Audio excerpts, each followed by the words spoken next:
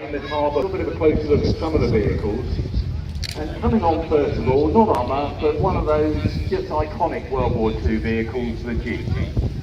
Now the Jeep was designed to an American specification in June 1940. Basically the US Army said we're going to need a little lightweight run around, come up with an idea that meets this criteria. And they actually offered that to 135 different automobile companies in America and manufacturers. And in the end, only 2 of them put in bids. Phantom Car Company and a company called Willys Overland. And a bit later on, Ford, the big manufacturer, jumped on board as well. So they looked at these vehicles, and in the end, really, what comes out is an amalgamation of a number of them together. Jeep, there was cartoon characters called Jeep in the 1930s. GP was general purpose in US parlance, so you can't help but feel that maybe GP matches together. And over 650,000, so well over 500,000 Jeeps were made in World War II, so fantastic bit of kit there. Now the next interesting vehicle coming on, from a distance, some of our tank spotters might think this looked like the Dingo. That was the British scout vehicle of World War II, fantastically brilliant little design. This is a copy. This was done in Canada. The problem was we couldn't make enough Dingoes in the UK to service all the Commonwealth and Allied forces needs. So the Ford Motor Company of Canada, we gave them the plans, and they basically did the same body as a Dingo, but they put it on components that were already being manufactured out in Canada for various other vehicles. And that was put together, and they call this a Lynx. And so it's slightly higher than the Dingo. It's got a strengthened chassis, 95 horsepower V8 engine, and over 3,000 of these are actually made out in Canada. Many of them come over and they fight in Europe, and this particular one has been brought over to us today by the Dutch Army. And they've got some fantastic vehicles in their, what they call their props collection, that they use for parades, commemorations, and very kindly they brought 3 of them over to us. And a bit later you'll see a vehicle called their bathtub, which is a Leopard 2 without a turret on. You can have a ride on if you can afford it. Now the next vehicle, again, this comes from the Dutch military collection. This is a Humber Mk IV Armoured Car. Now what happened at the beginning of the war, the Guy Armoured Cars were just starting to be built in Britain, and they built about 100 of them. But because they were better at building tractors for things such as towing 25-pounders, they decided to hand over building the armoured cars to the Roots Group. So that became Humber, and Humber used the same chassis as the Guy Armoured Car, but slightly different turret on top. And the vehicle starts with just a machine gun. This is the Mark IV model. It's got the 37mm gun that you'll see on that American Stuart tank. You can see it's quite high. They didn't worry too much about that because they wanted the commander to have a good reconnaissance position, be able to see what's coming. And in the end, they made about 4,000 of these. You know, there's quite a lot of them around. Unfortunately, in Britain, not that many left now, so we're really privileged to have this one that's come over from the Dutch military. And this vehicle, this very vehicle, saw service in the Dutch East Indies after the war. And if you look closely, it's actually got a name on Beatrice, named after the Queen of the Netherlands. So go and have a look at that if you go to chance later. Now, here's what I have to say is one of my favourite vehicles. This is the famous Dingo. There was no equivalent to this in many other armies around the world. We often like denigrating British armour output in World War II because we all like the Germans and the British weren't very good. This is one of those vehicles that completely reverses it. Absolutely brilliant. Does exactly what it says on the tin. Small, fast, about 55 miles an hour on the open road. Great visibility. Radio in the back. That was really its weapon, with the radio. Find the enemy if you bump into them. 5 reverses and get you out of trouble. So you go just as fast backwards as you can forwards. The driver is slightly canted in his position. He's slightly facing. He's forward and facing to the left, and that's so he can look out with a little hatch on the back if he has to reverse quickly. And as I mentioned, Dingoes, we couldn't make quite enough of them. Over 6,000 were made, lots of different units ended up using them. So a really great bit of British design success in the Second World War. Now this rather odd looking vehicle coming on now, this is the Otter. This is a vehicle that was again made in Canada. It's a light reconnaissance vehicle. It was again put together from components that were being made out in Canada already by the GMC company. So they armoured the body of basically a light truck, small round turret on the top, you can see there. Inside that they'd either put a Brent gun or perhaps something like a boy's anti-tank rifle. And again, these ended up being made out in Canada. Over 1,700 of them were actually made out in Ontario. About 1,000 of them ended up being delivered overseas. And at the end of the campaign, the British Army used them, the RAF regiment used them. They were handed over, like a lot of this equipment, to help form other armies. So this was again a vehicle that went into Dutch Army service after the Second World War. And again, very privileged today that we've got a vehicle we haven't got in the collection here, that the Netherlands Defence Forces have brought over so we can show it off to you, the public, here today. So, a bit of a rarity. And again, it's one of those vehicles, it looks what it is. It's a truck that they've armour plated around the edges, which is why it's got that slightly convoluted shape.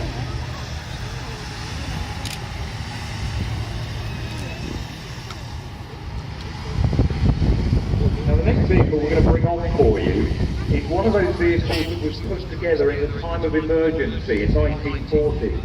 The British Army, we left about 95% of our vehicles. Oh, I do apologise, we've got a Daimler hiding behind the back of the mound. I was going to talk about a Morris then. And stealthily, the Daimler Armoured Car came out, doing what its job is. Stealthily creeping up on the enemy, quiet Daimler petrol engine in the back, wheels nice and quiet. So this is one of those, again, another great design classic. Not quite a Dingo on steroids, but it's the same sort of faceted shaped armoured hull, Daimler petrol engine in the rear, 2-pounder gun on that turret. And the Daimler for its time was tremendously advanced technologically, in the words out.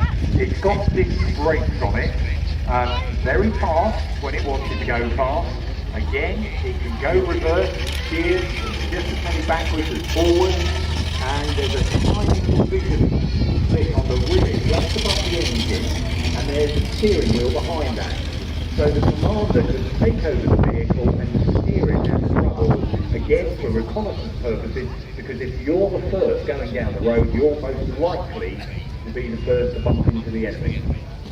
And of course, that's the famous Tinky toy some blokes of a certain age have got with a bent barrel that they accidentally trod off. But fantastic vehicle, recently restored for us by a family, and put together all the energy and effort to get that going, and well done to them, because now we've got a running Daimler here at the museum.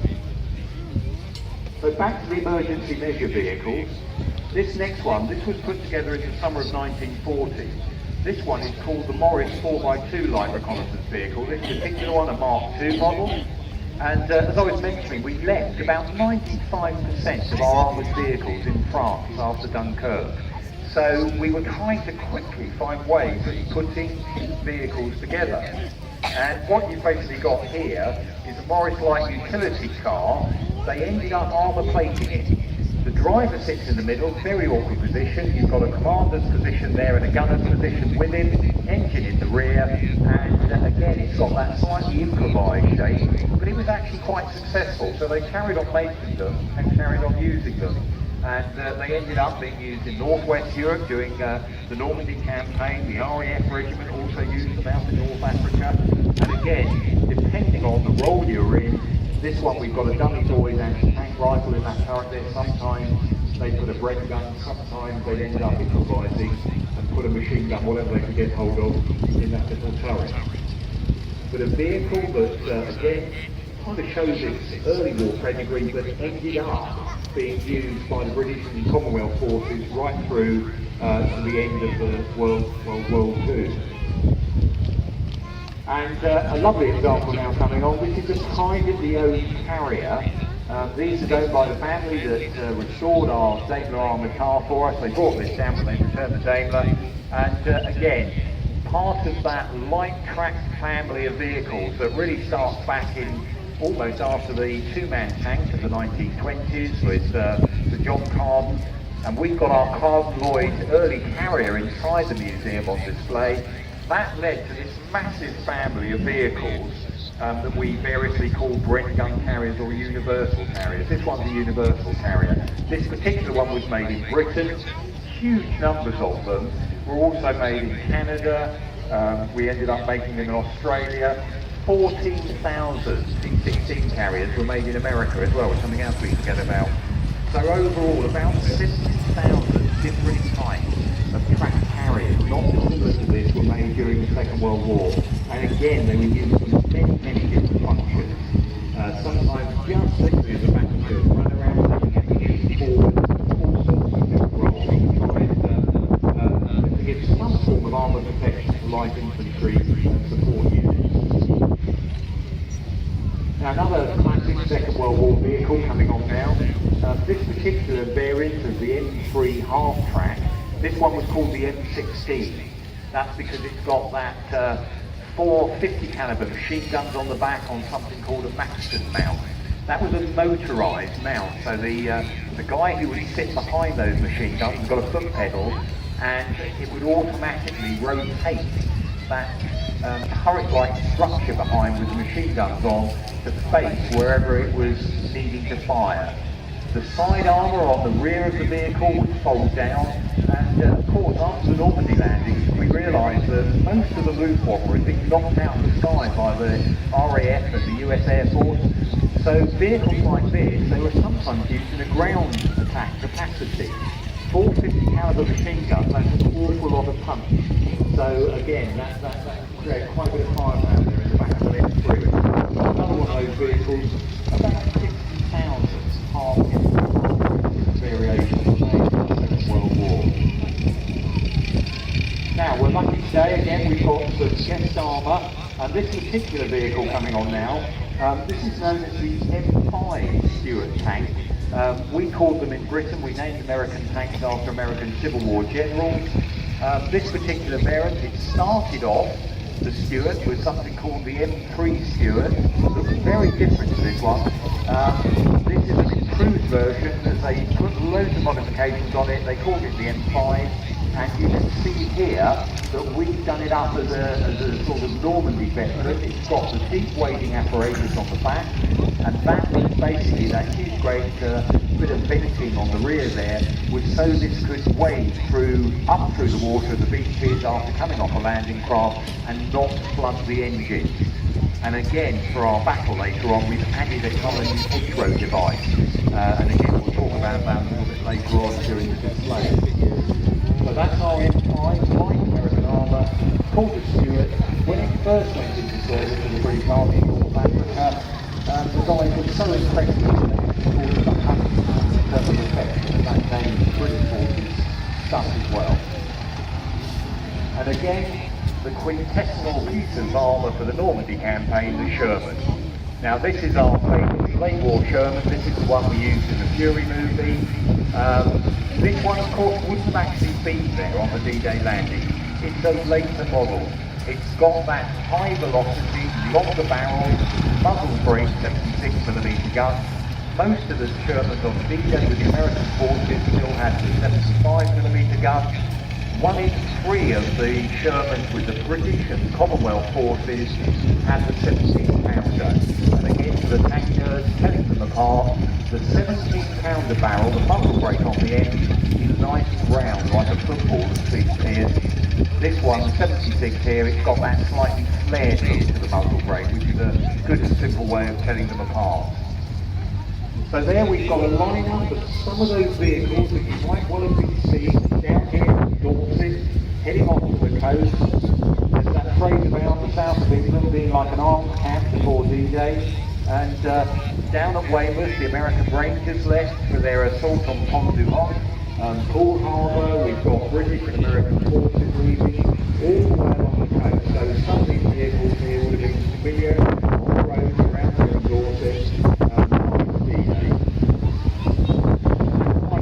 Line up there of wheeled armour. Really privileged, really thankful to those guest vehicles that have been brought in to the Dutch military who have come along with some vehicles in running order that we just don't have here at the collection.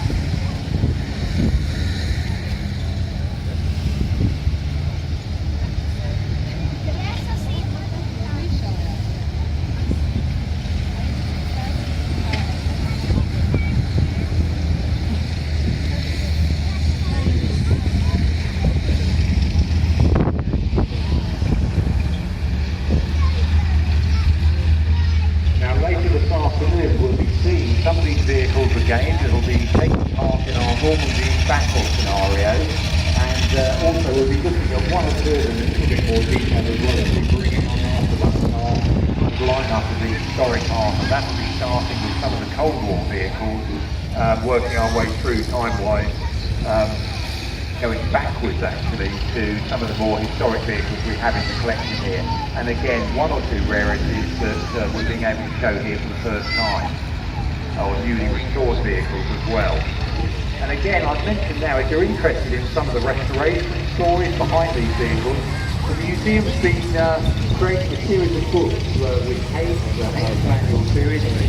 We've done one on the Tiger, on Panzer III, on Challenger tanks, on Keaton tanks, Centurion tanks. If you're interested in those, as in never before, so I think about 10 times down in front of the museum, you'll be able to see some of the orders those books. In fact, you buy yourself a copy, there's a pen in front of the museum, and also David stories here, written a lot on what's going on. So if you want to get your book signed, bring it along, or go and buy yourself a book and have a chat with those authors. And we've just published the Hayes Manual on the American Abrams tank as well. And we're always hoping sometime soon, fingers crossed, we may be able to get an Abrams here. And if you'd like to hear about the Abrams, at 12:30 today and at 2 o'clock today, we've got Captain Gregory Walton, who served on Abrams in the Gulf. He'll be speaking about his experiences of commanding a platoon of Abrams in the First Gulf War, and that's in our conference room inside the museum. First come, first served. We can get about 100 people in there.